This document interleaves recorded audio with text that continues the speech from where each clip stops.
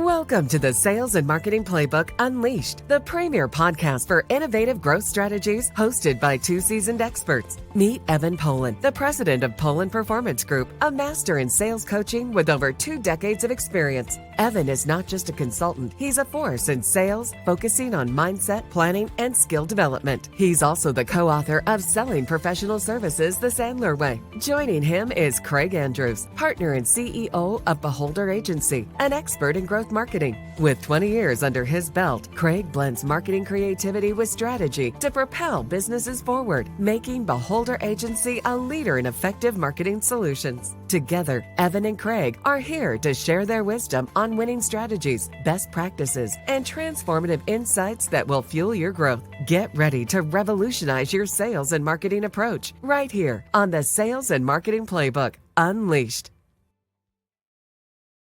And welcome to the Sales and Marketing Playbook Unleashed. I'm Craig Andrews and my partner in crime, Evan Polin. How are you today, sir?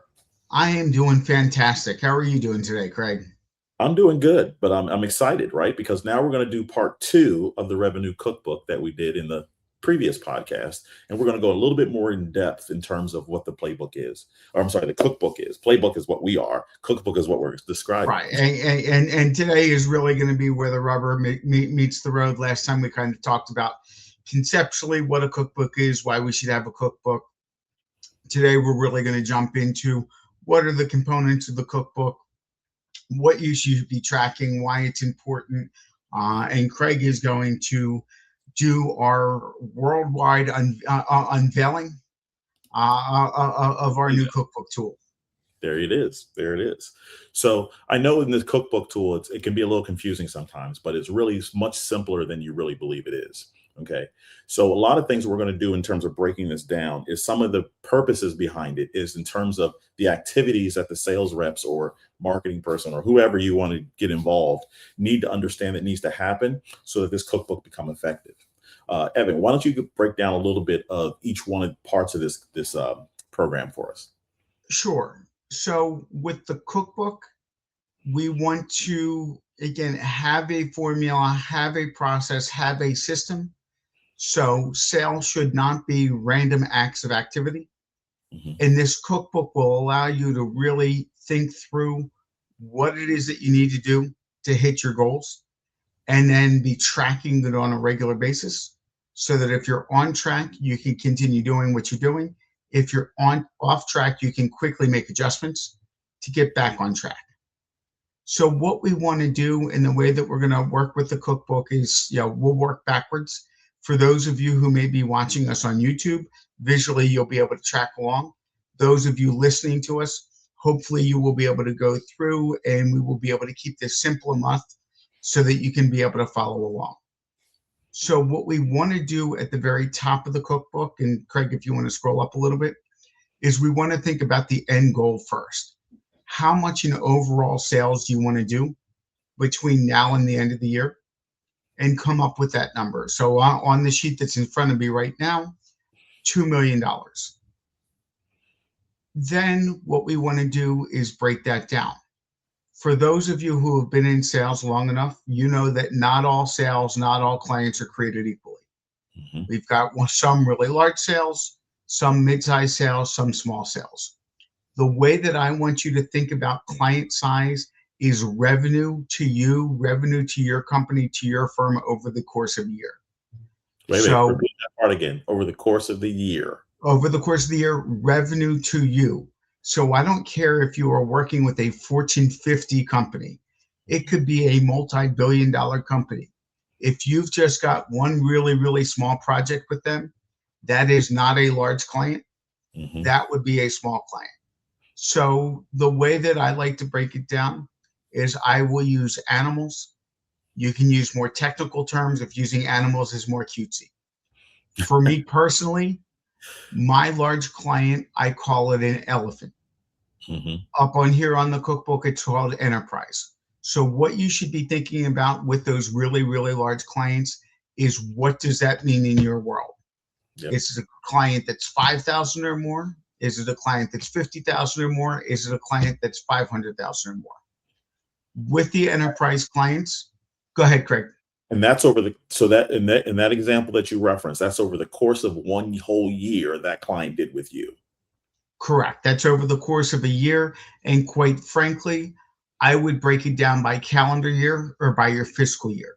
So if you started with the client 6 months into the year, it's just really what they've done over that 6 months. So it might be a smaller client year one, Yep. and then a much larger client year two if you're working with them for a longer period of time, or maybe they started with a pilot and now that pilot has launched into something. So all I care about is the amount of revenue in the time that you're tracking, again, whether it's calendar year or fiscal year. Elephants are great because they're worth a lot of revenue. Sometimes they can be challenging because they can take a very long time to close. There's lots of things that can go wrong that are outside of your control. And sometimes I will have clients who end up coming to me because they've got 70% of their revenue wrapped up in one elephant. And if that client goes away, they're in really, really big trouble and scrambling. So the other thing that you should look at is not only how much revenue is an elephant worth, but also what percentage of your annual revenue do you want coming from elephants? Yep. And we highlight that here in terms of the percentage of the revenue. That's a very important point, by the way, right? Because depending on your company size, that may tell you whether you need to increase in staff or decrease in staff, depending on what they may be as an overall total. It also can indicate in terms of the amount, as Evan referenced, the amount of bite you have to take out of that elephant to really keep them happy in the process. Correct. So again, on this cookbook form, we have it called enterprise. Could also call it elephant. Next kind of client, animal wise, I call it a deer. In the cookbook here, it's called mid-market. These are your bread and butter clients. If you could describe the exact services that you like to provide, the exact amount of revenue you'd love seeing from a client, that is your deer size client. That is your mid-market clients. So again, for you, you should decide what is that range. So again, I might say, okay, for me, a deer is worth $15,000 to $25,000. So you know what? In the cookbook, I'm just going to make that an average of a $20,000 client. So we understand that there's a range. Take what the middle of the range is and put that for the cookbook as the dollar size for the mid-market or for the deer account. Those deer should be your bread and butter. That's where you should be spending most of your time. The last kind of client. Why would you want to spend most of your time on the deer or the mid-market? Because the deer are the ones that, again, are typically your bread and butter services. You don't need to change up what you're doing. You're still typically keeping a high amount of profitability. They typically don't take nearly as long to close. So that's why a lot of my clients really like working with those deer, because they love the revenue amount. The sales cycle is not too long, and they're not too dependent on just one or two making or breaking their year. Yep. But because if I lose an elephant, it could tank my entire year. If I have 8 or 10 or 15 or 20 deer and I lose 1 or 2 deer, I can still be able to go along, and it's not that difficult to replace that amount of revenue. Love the explanation. I'm sorry. Continue, sir. So the rabbits are the small clients or the SMBs. Again, determine what that revenue is.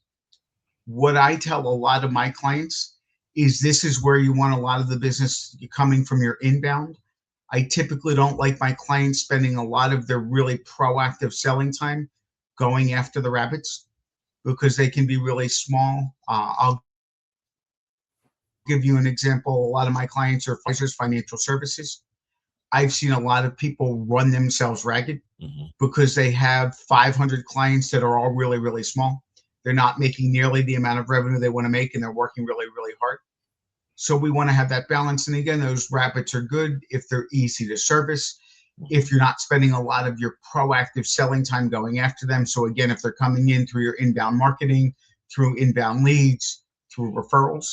So again, figure out what percentage of your time you want spending, what percentage of your revenue you want coming from those rabbits. So that again, you're not getting too heavy in one area or the other. Another mistake that I see people make, and the reason I like to break out the client size, is oftentimes people will just, in their goals, put down how many new clients they want to bring in. The challenge with that is if you're bringing in all rabbits, you're probably nowhere close to the amount of revenue that you want to make. And oftentimes the strategy to land an elephant or a deer is different than the strategy to land a rabbit. And if we're bringing in all rabbits and no deer or elephants, then we probably need to change up who we're targeting to, what our messaging is, to get in front of more of those larger clients so that we can hit our revenue goal for the year. And the thing I So, like about this the most that makes this very beautiful as well is, again, it's very proactive in reference to how you should be planning, right? You're failing to plan, statement you like. It shows how you should be planning. Now, with this as well being said, that doesn't mean it can't adjust through the course of the year. You might get an inbound lead that could actually be an elephant that you can now sit there and service it, and you have a good idea what that top market, the enterprise level here, is telling you need to do. It's going to readjust how you approach things. But the reality behind it is you already know, hey, we already have one or two too many elephants in this process that could be something that's not really solid and stable that we might want to think about or adjusting how we approach things going forward. Yes, we can service them, but maybe we just stop looking for those big ones that much so fast. and all of this goes back to Craig's 3 favorite words, which are data, data, data. The more that you are tracking this, the more that you can see, am I achieving what do I need, what I want to achieve? If I am, great, let's do more. If I'm not, let's quickly identify that. Let's take a step back. Let's figure out what needs to be tweaked so that we can get back on track more quickly and not get 3/4 of the year and go, oh, geez, oh, well, I'm only at 50% of my goal. I guess I'm not going to hit my goal for the year. And at that point, it's too late to save the year.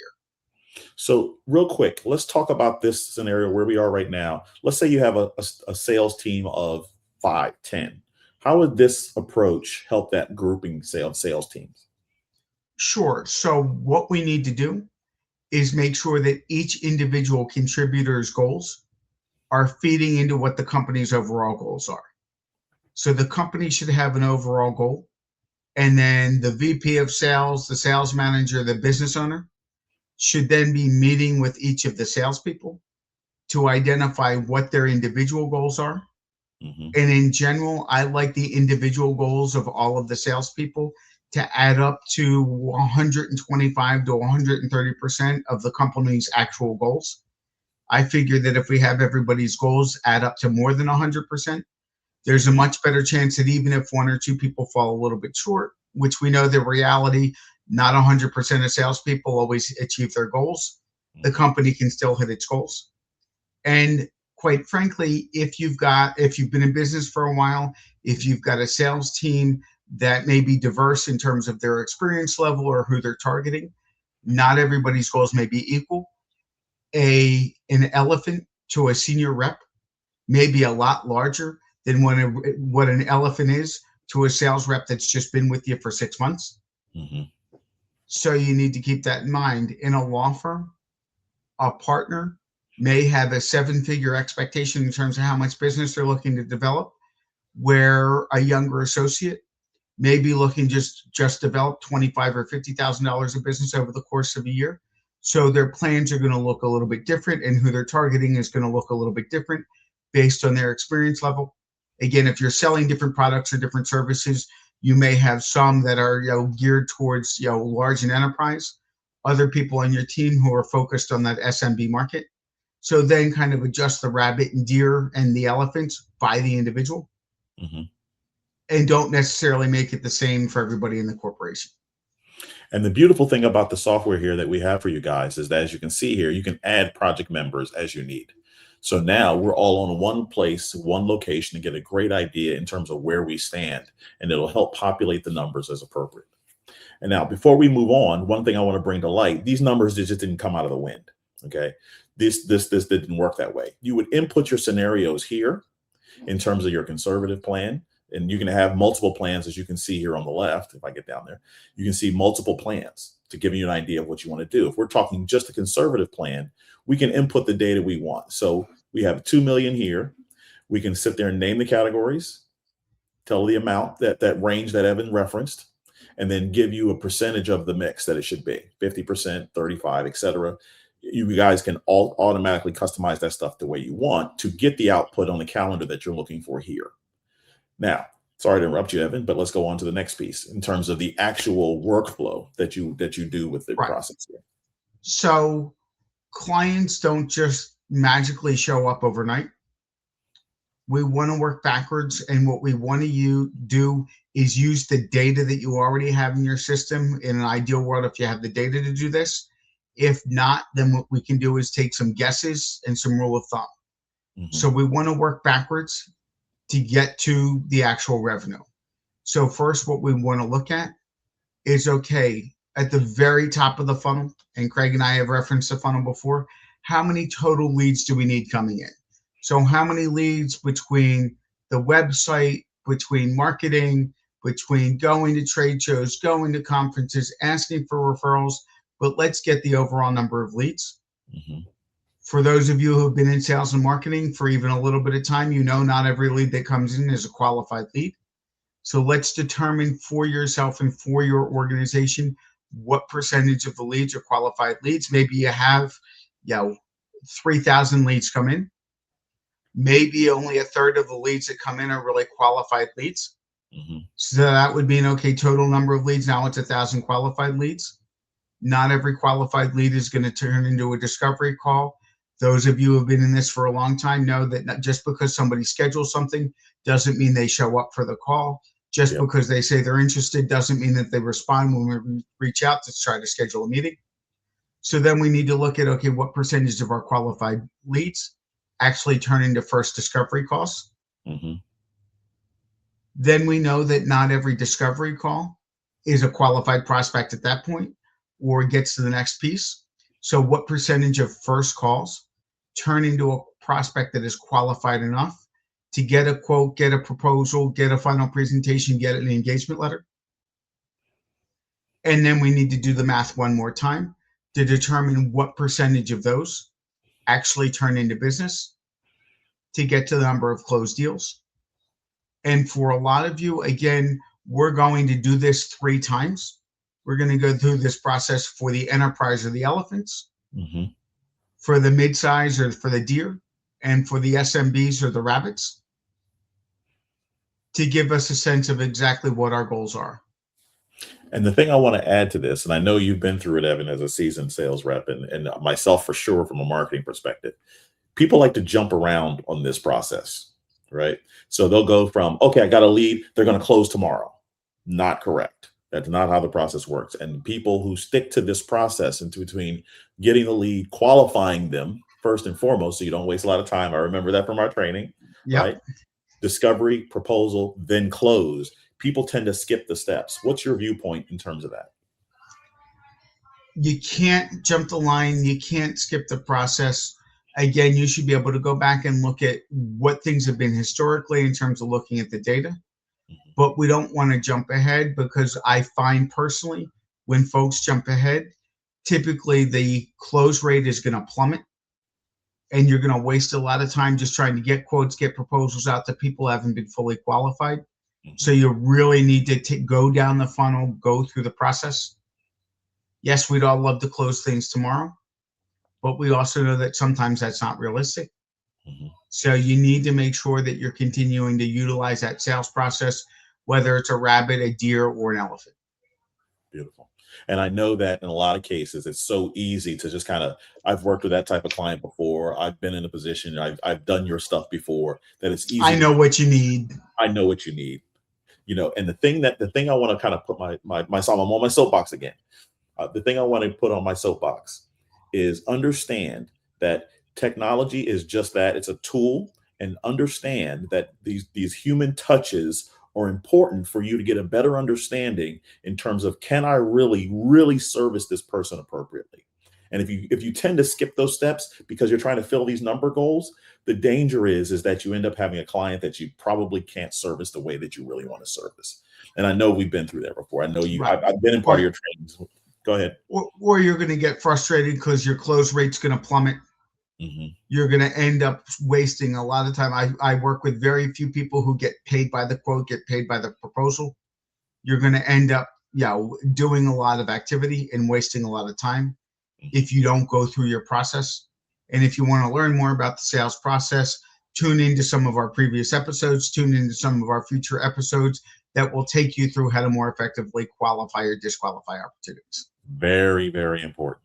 because a lot of things that's also missing in this, and I know this is on another episode, but I'll jump back to it anyway, is understand that the purpose behind sales is to service them a pain that they have. A lot of people are not answering pains and they're just assuming, hey, I can do every service for everybody. And that's just not true at all. So that's part of the playbook. That's our playbook notes, I'll say, is understand you have to service their pain, not just have a service that anybody can use. Very important. All right. So as we move on, here's the big thing for you, Evan, in terms of weekly activity targets, especially if you're a person monitoring sales reps. So once you break it down to the weekly goals, now you can help your folks with a plan. Okay, with the number of touches you have, historically, how many inbound leads come in? Okay, that's only going to take up a small percentage of what you need to do. Then you can help folks with, okay, what is the plan going to be to get the number of touches you need to get? How many emails are you sending out? How many calls are you making? Are you going to networking events? Are you calling previous clients? Are you asking for referrals? Are you doing those things? But once we know how many touches someone needs, we can now build out the plan. And the plan is not a one size fits all. Somebody who's been in your world for a long time has a lot of contacts. Their plan is going to look different than somebody who's brand new, doesn't have any relationships, doesn't have any contacts, doesn't have any previous clients to call. And those folks are probably going to do a lot more cold outreach. So this really needs to be customized for each individual on the team. And again, different businesses look different. If somebody is in software sales, they may be doing hundreds of outreaches a week. If somebody is an attorney with a book of business and they're just looking to grow it a little bit more, it could be 5 to 10 touches a week.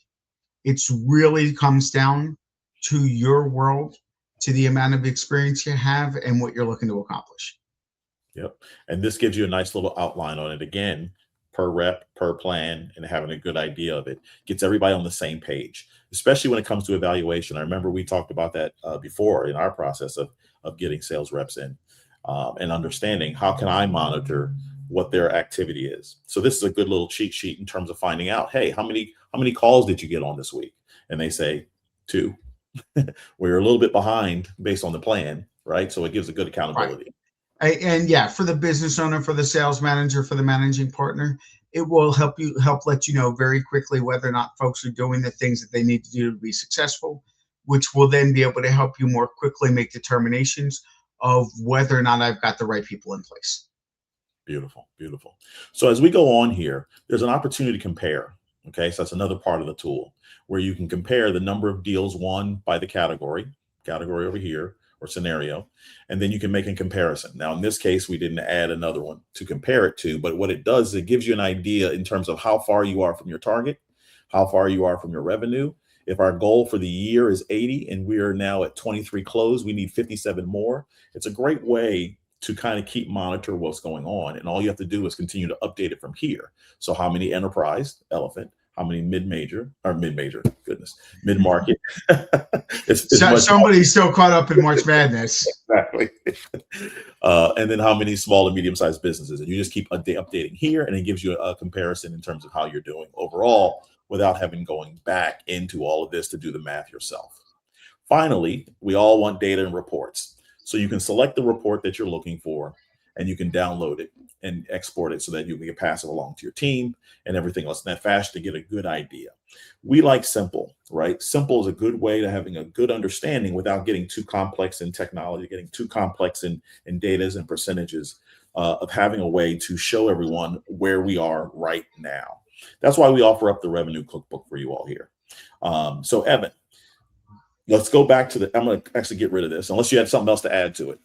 Nope, I think we're good. Okay. So what I'm going to do here is get us back to our tried and true. If I ever get down here on this stupid thing, where did that? Let me try this. Technology, tell you, gotta love it. Here we go. All right, let me close this puppy out. Anyway, so why did we create this app? For a main purpose and why we create the playbook. A lot of times marketing is blaming sales and sales is blaming marketing. And so in this process of me taking training from Evan from a sales perspective and growing our business the way we have, I see an opportunity from a marketing perspective to be able to work with our clients and get an idea of how the marketing is working based on the revenue goals alone. And if we're not talking revenue and if we're not talking, and how it's helping you, marketing is just activity, right? And it's very important to accommodate that to the revenue that's generated. But here's the disclaimer: whether it be the sales or whether it be the marketing, is not something done overnight. So that's part of why the blame game comes about, is because, hey, I didn't get any leads this week. Okay. What activities are we doing in addition to everything else to make the sales happen? It doesn't stop. It needs to happen together. Mm-hmm. Because again, talk to any salesperson and they will tell you how difficult it is. If leads aren't coming in and 100% of things needs to be self-generated, can it be done? Yes. Does it take 10 times the effort? Absolutely. Mm-hmm. Or as a salesperson, as a professional, if somebody's never heard of you before, can take a heck of a lot more time to build trust, build credibility. Mm-hmm. So that's why it's so important for sales and marketing to work together. I will tell you personally, my numbers at the end of the year, Q1, were made in good part because of the leads that came in from marketing, i.e., that's where my marketing comes from.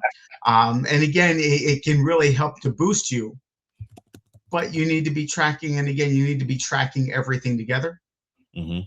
to figure out what's working and what's not working. Because quite frankly, at the end of the day, whether it's marketing or sales, what we're really looking at is, did we hit our revenue number?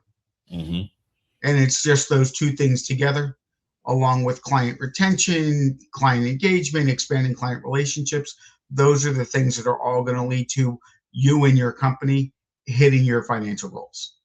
And that's very, very important. And so if they're working together, as we just referenced, and you have a scenario of one of those processes that came about through the cookbook is not working very well, there's adjustments that can be made.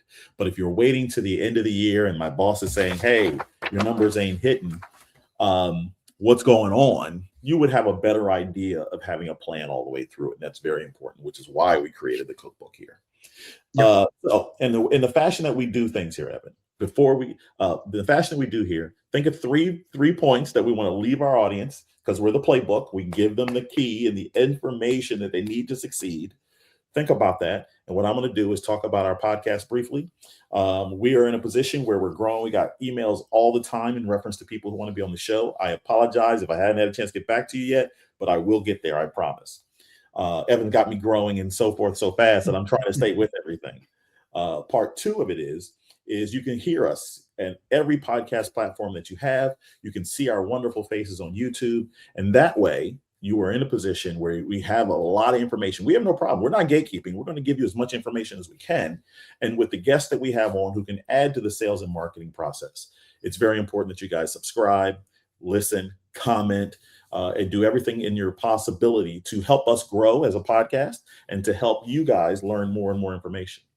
If there's anything that you want to know from us in terms of the process, in terms of sales and marketing, we're here. We're not going anywhere. We've been around for a long time. I don't see us going anywhere anytime soon. So you're welcome to contact Evan or myself. I almost did it again. Evan or myself to get some information and details. And I'm sure we can pass each other to each other and all that fun stuff. So. And Craig, as the sales guy, yes, we're happy to give all of this to you. We're happy to give all of this to you for free. But if you're getting great insights for this in this for free, imagine what kind of impact we could have on your business if you actually were paying one or both of us. So just putting that out there. Yeah, we're giving you good stuff, but there's even better stuff out there. That's absolutely correct. That's absolutely correct. And so here you are, Evan. Your 3 points to leave everybody with. So point number one, which should be obvious, but not enough people do it. Have the end goal in mind. How much business do I want to develop? What is my goal? So that you know what you're pointing to and you know why you're doing your day-to-day. Second, identify what's a large client, what's a mid-sized client, what's a small client, and make sure that you're not only tracking number of clients, but client size. And then third, is accountability. The cookbook is a living, breathing document. You shouldn't be putting it together once at the beginning of the year and then just seeing at the end how you did. You should be looking at this at a weekly basis so that you can know if you're on track, and if you are, great. If you're off track, what needs to be done to tweak things so that I can get back on track. I love it. The man with all the details and information. And so, as one last reminder, the name of the software is the Revenue Cookbook. You can see it at www.revenue-cookbook.com. And on there, you can subscribe for a nominal fee. You can subscribe and get access to the playbook. If you guys need any information, by all means, reach out to Evan and I. Evan's very good at the cookbook. In fact, this is kind of his thing that we kind of started with it, because we use the cookbook with our clients to make sure that we can stay on the same page in the same way we're asking you guys to stay on the same page. We're going to look at the data in a different way from a marketing. How can I draw more awareness to you to get more of those leads to come in the door? And then someone like Evan can help you guys in terms of handling the objections and everything else that it comes with the cookbook, so that you can now transition those clients from discovery to finished. And remember, there's steps in between there. so don't let that go away. But again, I'm Craig Andrews and my man, Evan Polin, right here to help you. And we are the playbook. Anything to leave with him, Evan? So start tracking the data, start going through. We're 1 quarter into the year so far. Are you at least 25% of the way to your goals? If not, we need to relook at that cookbook to make sure that we get back on track. You heard it here first. I'll talk to you guys next time. Keep winning.